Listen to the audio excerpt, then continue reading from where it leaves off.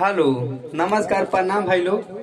हमारे को प्रधानी के सॉन्ग आज फिर रिकॉर्ड भइल बा। रउआ लोगन के बीच में हो सकेला बिहान आ जाई, तब ओहू के अपन प्यार दुलार दिए रउआ लोग। और थोड़ा सा लाइन लोग मतलब लाइन रउआ लोगन के थोड़ा सा सुना देता नहीं भैया, थोड़ा बजाई गाना।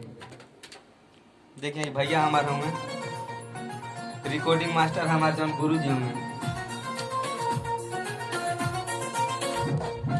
आवाज आती, थोड़ा आवाज आवा।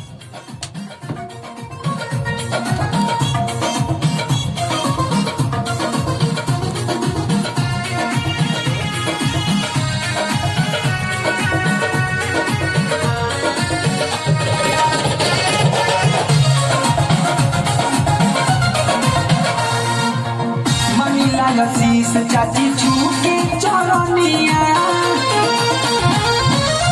मंगला शीश चाची छूके चरनिया दे दिया पंदुला याद रखी के मारा निशान ई चाची हो भैया के बनाई परधान याद रखी के मारा निशान ई चाची हो भैया के बनाई पर